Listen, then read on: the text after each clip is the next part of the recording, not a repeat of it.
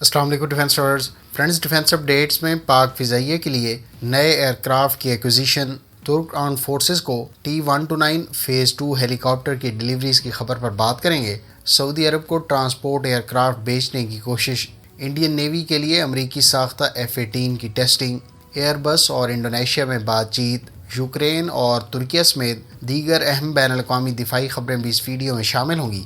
So let's start.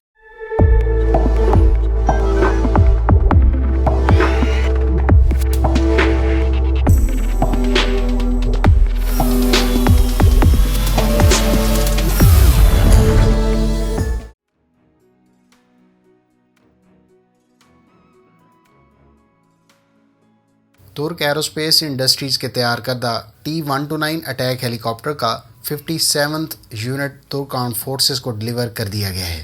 ترک land forces کو دیا جانے والا یہ ہیلی کاپٹر فیز 2 ورژن میں سے تھا۔ اس ہیلی کاپٹر کو مقامی IFF یعنی آئیڈینٹیفیکیشن آف فرینڈ اینڈ فو سسٹم اور مقامی میزائل وارننگ سسٹم سے اکوپ کیا گیا ہے۔ واضح ہے کہ فیز 2 T-129 اٹیک ہیلی کاپٹر میں electronic warfare self protection system, radar warning receiver, laser warning receiver اور ریڈیو فریکوینسی جیمر سسٹم کے علاوہ دیگر کئی سیلف پروٹیکشن سسٹم مقامی طور پر تیار کر کے ان کو اکوپ کیا گیا ہے۔ فیز 2 کے تقریباً 21 ہیلی کاپٹر اب تک ترک آرمڈ فورسز کو ڈیلیور کیے گئے ہیں۔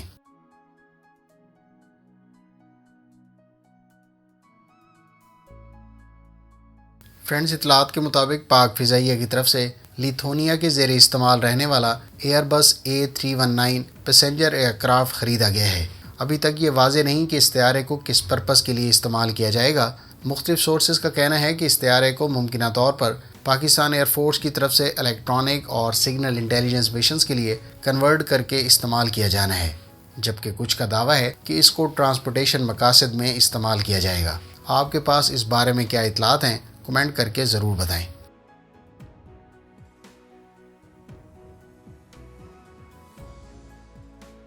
انڈین نیوی کی aircraft career INS Vikram Aditya میں آگ لگنے کی اطلاعات سامنے آئی ہیں۔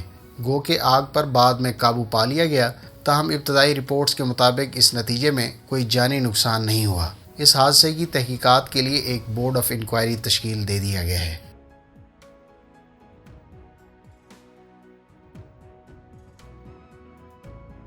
فرینڈز، چیک ریپبلک نے فیصلہ کیا ہے کہ وہ امریکہ سے F-35 اسٹیلتھ ایئرکرافٹ خریدے گا۔ یہ طیارے سویڈش ساختہ گریپن طیاروں کو ریپلیس کریں گے۔ یاد رہے کہ اس وقت چیک ریپبلک سویڈش ساختہ گریپن طیارے لیز پر حاصل کردہ استعمال کر رہی ہے، جن کی لیز 2027 میں ختم ہونا ہے۔ واضح رہے کہ اس سے پہلے امریکہ سے F-35 stealth aircraft fun land اور کینیڈا نے حال ہی میں آرڈر کیے ہیں۔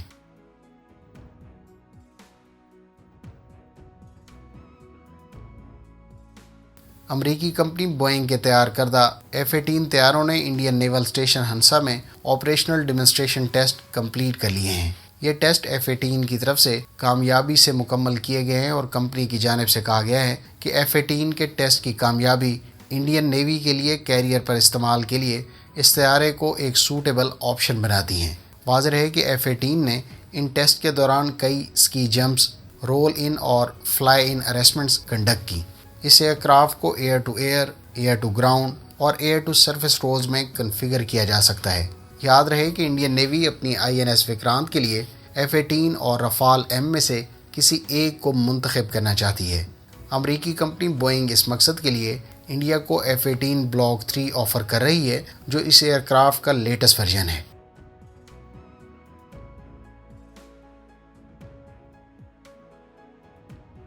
فرینڈز، ایئر بس کا کہنا ہے کہ وہ انڈونیشیا سے 2 ایئر بس A400M ٹرانسپورٹ ایئرکرافٹ سے متعلق ڈیل کو ری نیگوشیٹ کرے گی۔ ایئر بس دراصل ٹائٹینیم کا 50% روس سے امپورٹ کرتی ہے، تاہم یوکرین جنگ کی وجہ سے اس امپورٹ کی سپلائی اور پرائسز کو لے کر اسے دشواریوں کا سامنا ہے۔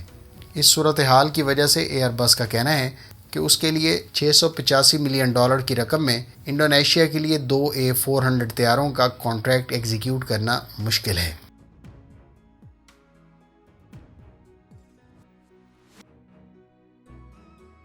فرینڈز، الجیریا کے بارے میں اطلاعات ہیں کہ وہ ترکیہ سے بیکر کمپنی کے تیار کردہ TB2 ڈرونز خرید رہا ہے۔ ابھی تک ان ڈرونز کی تعداد یا ڈیل کی مالیت کے حوالے سے کوئی تفصیلات جاری نہیں کی گئیں، تاہم اس سے پہلے بھی چند افریقی ممالک ترک ساختہ TB2 ڈرونز خرید چکے ہیں، جبکہ ترک کمپنیاں آرمرڈ وہیکلز بھی افریقن کنٹریز کو فروخت کرتی ہیں۔ ایک اور خبر کے مطابق ایک افریقن کنٹری نے ترک کمپنی انادولو شپ یارڈ کے ساتھ 2 لینڈنگ شپ سے متعلق معاہدہ طے کیا ہے۔ اس ملک کا نام تو ڈسکلوز نہیں کیا گیا، البتہ اس کمپنی سے اس سے پہلے قطر اپنی نیوی کے لیے لینڈنگ شپس آرڈر کر چکا ہے، جن کو جولائی میں ہی ڈیلیور کیا گیا ہے۔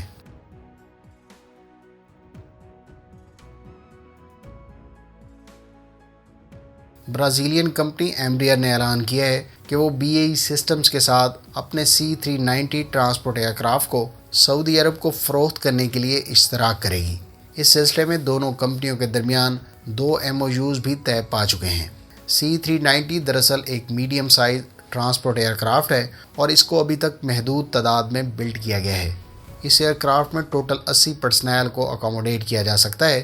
برازیل کی ایئر فورس کی طرف سے اب تک 22 ایئر کرافٹ آرڈر کیے گئے ہیں، جن میں سے 5 ہی ڈیلیور ہوئے ہیں۔ برازیل کے علاوہ ہنگری کی طرف سے 2، نیدرلینڈز کی طرف سے 5 اور پرتگال کی طرف سے بھی 5 C390 آرڈر کیے جا چکے ہیں، جن کی ڈیلیوریز مرحلہ وار ہونا ہے۔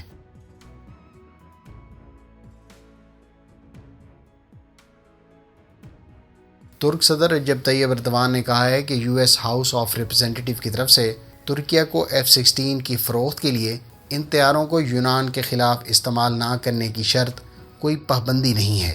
ترک حکام نے اپنے نیٹو اتحادی امریکہ کو کہا تھا کہ وہ اس فروخت سے متعلق امریکی حکام کو چند ممبران کے ہاتھوں میں کھیلنے سے بچائے۔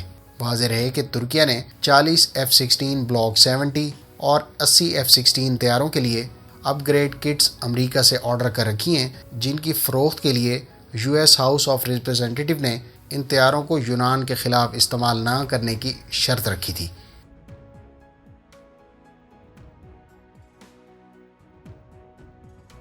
چین کی فوج کے بارے میں اطلاعات ہیں کہ وہ اپنے long range multi launch rocket system کی بیٹریز انڈیا کے ساتھ ملحقہ بارڈر پر تعینات کر رہی ہے۔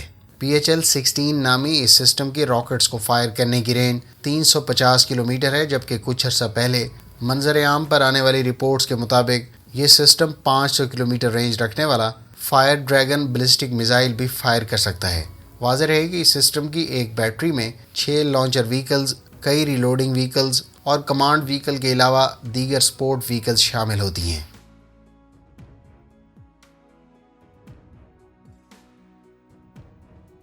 فرانس کے صدر نے اعلان کیا ہے کہ ان کا ملک بہت جلد یوکرین کو سیزر ہوئٹزرز کی مزید 6 گنز فراہم کرے گا۔ گو کہ ان ایڈیشنل گنز کی ڈیلیوریز کی کوئی تاریخ نہیں دی گئی، لیکن فرانس اس سے پہلے یوکرین کو 12 سیزر سیلف پروپیلڈ ہوئٹزرز فراہم کر چکا ہے، جن کو یوکرین کی طرف سے جنگ میں استعمال کیے جانے کی بھی اطلاعات ہیں۔ فرینڈز، یہ تھیں آج کی ڈیفنس اپڈیٹس۔ امید ہے اس ویڈیو سے آپ کی معلومات میں اضافہ ہوگا۔ ملتے ہیں نیکسٹ ویڈیو کے ساتھ، اپنی دعاؤں میں یاد رکھیے گا۔ اللہ حافظ۔ پاکستان زندہ باد۔